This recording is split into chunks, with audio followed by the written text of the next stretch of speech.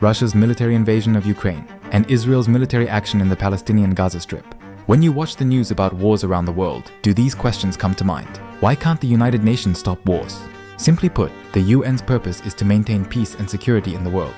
But why is the UN unable to stop wars? To begin with, UN member states are obligated to follow the rules set out in the UN Charter, which stipulates that international disputes must be settled by peaceful means. Nevertheless, on what basis do countries like Russia and Israel justify their actions? I will explain the complex topic of international politics and war in a simple way. Hello everyone, I'm Kanta. The United Nations exists to promote peace and international cooperation. However, when we look at the war in Ukraine and Gaza, many of you may be wondering, why can't the UN stop these wars? The following statement is included in Chapter 1, Article 1 of the UN Charter, which forms the basis of the establishment of the UN. The UN's purpose is the maintenance of international peace and security. The United Nations was created in the aftermath of World War II, the greatest tragedy in human history, with the goal of preventing such a conflict from ever happening again. That's why, in a nutshell, the UN's purpose is to maintain international peace and security. For example, Article 2, Paragraph 3 of the UN Charter states, "All members shall settle their international disputes by peaceful means in such a manner that international peace and security and justice are not endangered." However, the recent actions of UN member states such as Russia and Israel suggest that the situation is far from being resolved by peaceful means. So, how do countries like Russia and Israel, both members of the UN, justify their military actions while engaged in war? To understand this, we first need to recognize that the UN doesn't completely ban war, and that there are actually different kinds of war. Under international law, there are two main types of war: war of aggression and war in self-defense. In the modern international community, war of aggression, which targets the territory or resources of another country, is clearly prohibited. This means any act of attacking another country in order to seize its land or resources for one's own benefit. Article 2, Paragraph 4 of the UN Charter also states, "All members shall refrain in their international relations from the threat or use of force against the territorial integrity or political independence of any state, or in any other manner inconsistent with the purposes of the United Nations." This principle is crucial to prevent repeating the devastating human tragedies of World Wars I and II, which were fueled by aggression. In the modern era, if a war of aggression is initiated, the UN, more specifically its member states, act together to stop it. The UN Security Council plays a key role in this.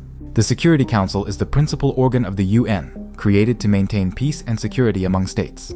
It is often simply called the UNSC. As I said earlier, the UN's main purpose is to maintain international peace and security. In more formal terms, it is grounded in the principle of maintaining peace through collective security. This idea is that member states work together to prevent acts of aggression and keep the peace.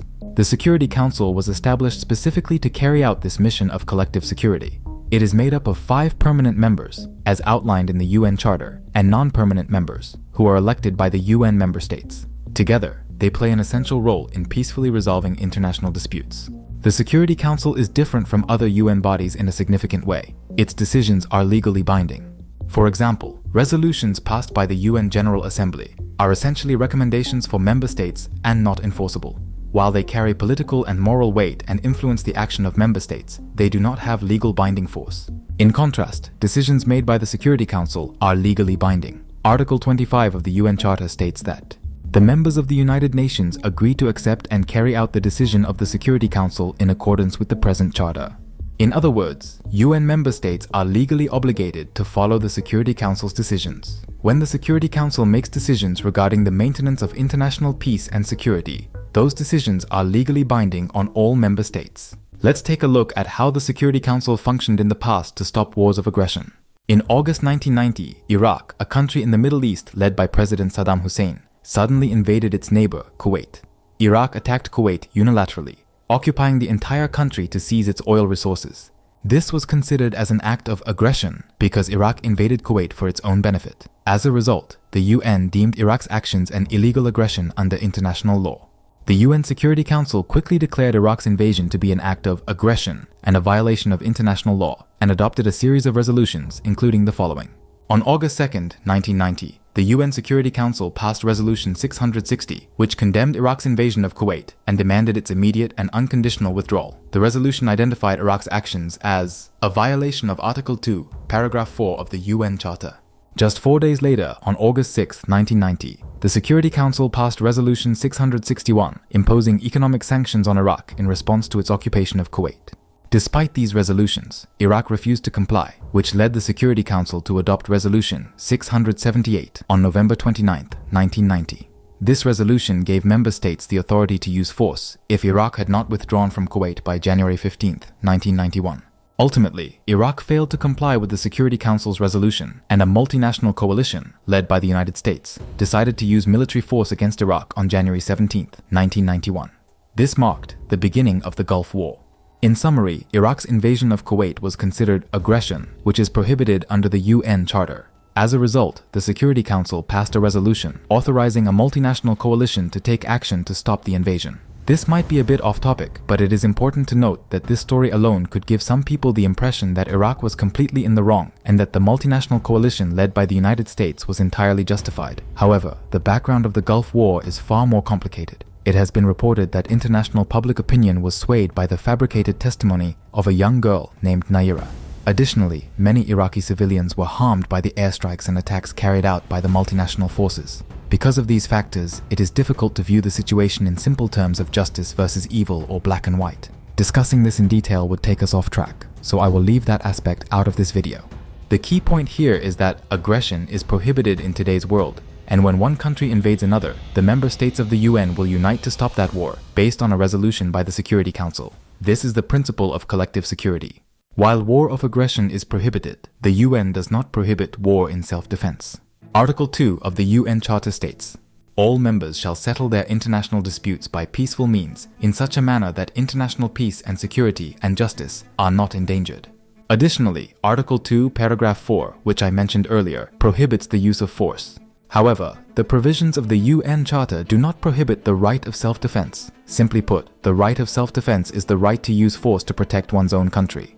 Article 51 of the United Nations Charter states, "Nothing in the present charter shall impair the inherent right of individual or collective self-defense if an armed attack occurs against a member of the United Nations, until the Security Council has taken measures necessary to maintain international peace and security."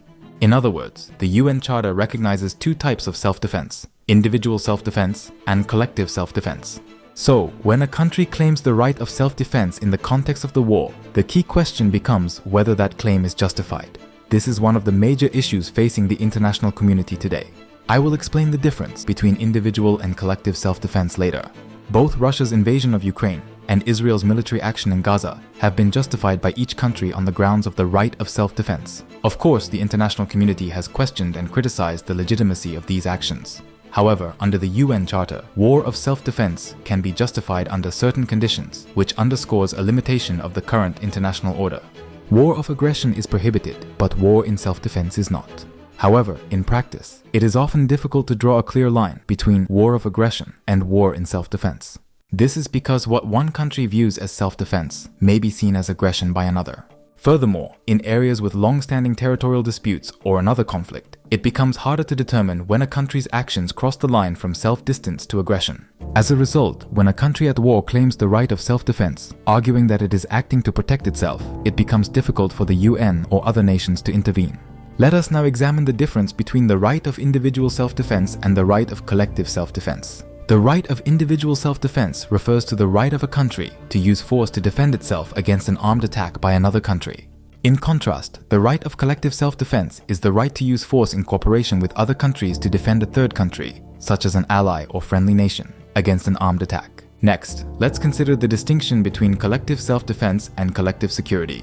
The right of collective self-defense is based on a specific alliance or agreement. For example, if country A and country B are in an alliance, and country C attacks country A, country B has the right to act alongside country A in what is called collective self-defense. In this case, country B considers an attack on country A to be an attack on itself. NATO, North Atlantic Treaty Organization, is an example of a framework that includes the right of collective self-defense.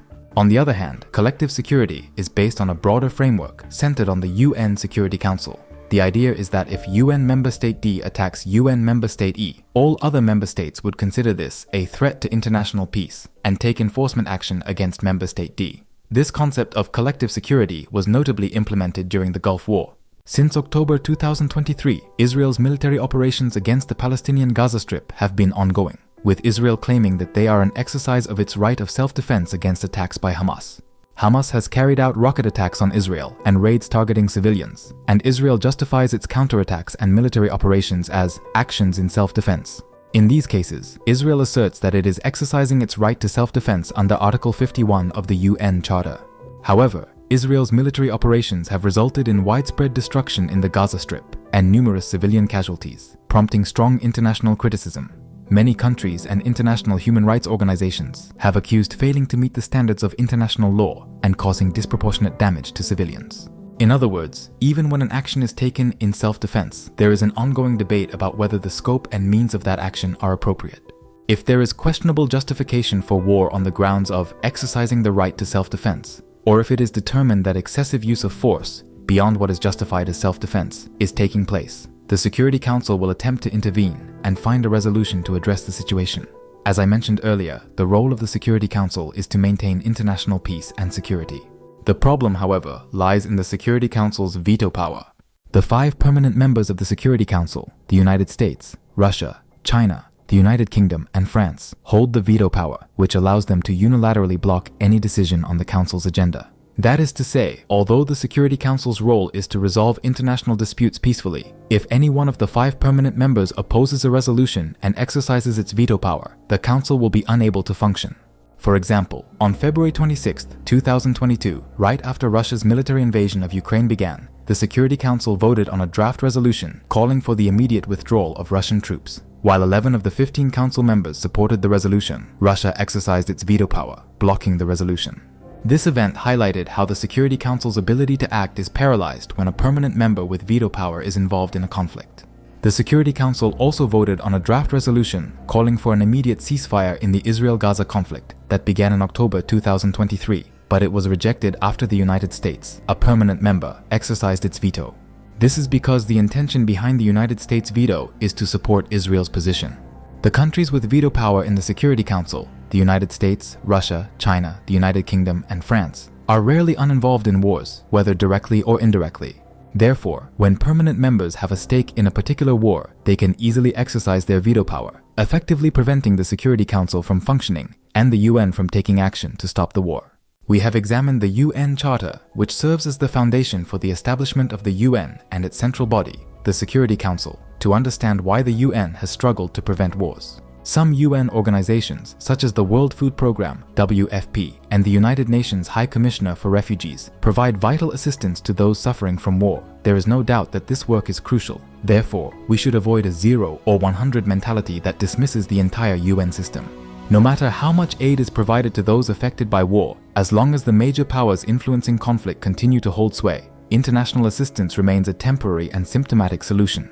It seems to me that the great powers, with their significant influence in the Security Council, are often the ones stoking the fires of war, while other UN agencies are left scrambling to put them out. When faced with a big problem unfolding before us, we may feel helpless. That is why it is important to be aware of what is within our sphere of influence. It all starts with understanding reality, and the first step those who understand it can take is to share it with those around them. I hope you will share this video on your social media and with your family and friends. On Kanta's channel, world issues are explained in an easy-to-understand way, making it a unique resource that is hard to find on other channels. I don't just share knowledge and information, I also create videos that will leave you with thought-provoking questions. If you have not subscribed to my channel yet, you are more than welcome to join me. Thank you again for watching to the end. See you again in the next video.